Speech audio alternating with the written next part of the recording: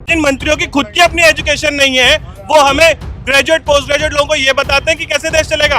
आप अखबार में बड़े चौड़ी न्यूज देते हैं कि एक रिक्शे वाले का बेटा आईएएस बना, रिक्शे वाले का बेटा आईआईटी को।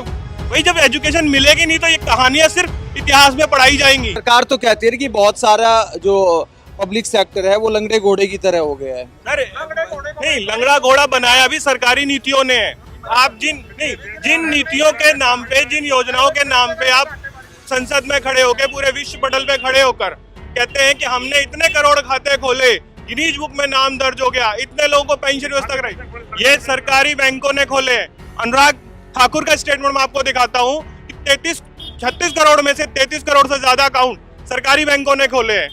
अटल पेंशन योजना, हम लोग जो है, कोई भी खाता धारक एक सरकारी बैंक का अगर उसका एवरेज क्वार्टरली बैलेंस 1 लाख से कम होता है और वो साल में एक बार भी आता है तो बैंक के लिए घाटा धारक होता है। लेकिन पूरे देश की सेवा करने के लिए हम ऐसे ग्राहकों का वेलकम करते हैं। अगर किसी सरकारी बैंक में 10,000 खाते हैं तो उनमें से मात्र 2,000 खाते ऐसे होते हैं जो 1 लाख से ऊपर एवरेज क्वार्टरली बैलेंस रखते हैं।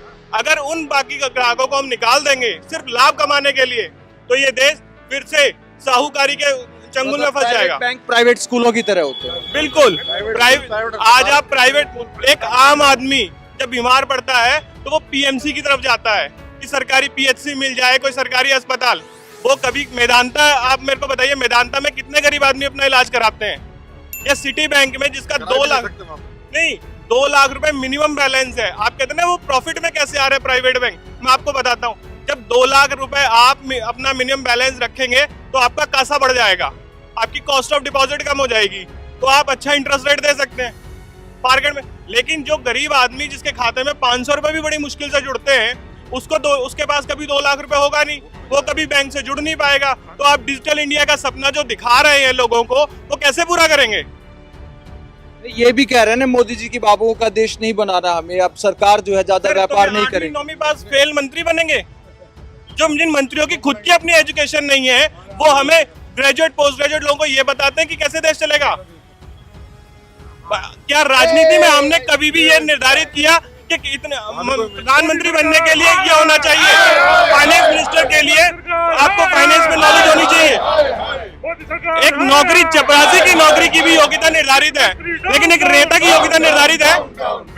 ये कह रहे हैं ना मोदी जी की सरकारी नौकरी सब कुछ नहीं होती, प्राइवेट सेक्टर में भी बहुत मौके हैं युवाओं के। अब मैं आपको एक छोटा सा बात बताता हूँ। आज आप शहर के हर चौराहे पे चले जाइए, आपको पोस्टर लगे मिल जाएंगे, या बैंक की तैयारी कराई जाती है, एसएससी की तैयारी कराई जाती है। जिस दिन ये सरकारी सेक्टर खत्म होगा तो सरकारी नौकर तो जाएंगे ही जाएंगे, वो नौकरी भी खत्म हो जाएगी, वो रोजगार जो वो कोचिंग चला रहे हैं। जो टीसीएस जैसी कंपनी जो आज एग्जाम ऑर्गेनाइज कराती है, उसका एग्जाम ऑर्गेनाइज करने वाला ब्लॉक खत्म हो जाएगा, वो बेरोजगार। जिन इंस्टीट्यूट्स में एग्जाम होता है उनको सरकार कमीशन देती है, उनका प्रॉफिट वो चला जाएगा, उसका असर पड़ेगा उन इंस्टीट्यूट में पढ़ने वाले बच्चों पे। नौकरी आप दे नहीं सकते, शिक्षा को महंगी करते जा रहे हैं। आप ये बताइए ना, इनडायरेक्टली एजुकेशन महंगी होगी तो गरीब आदमी किस उम्मीद पे पढ़ाएगा? आप अखबार में बड़े चौड़ी न्यूज देते हैं कि एक रिक्शे वाले का बेटा आईएएस बना, रिक्शे वाले का बेटा आईआईटी को। भाई जब एजुकेशन मिलेगी नहीं तो ये कहानियां सिर्फ इतिहास में पढ़ाई जाएंगी। अगर निजीकरण इतना अच्छा था तो आखिर क्या जरूरत पड़ी थी निजी बैंकों को सरकारी बनाने की? कह रहे मोदी जी की आत्मनिर्भर भारत हो रहा है, कोई दिक्कत ही नहीं है।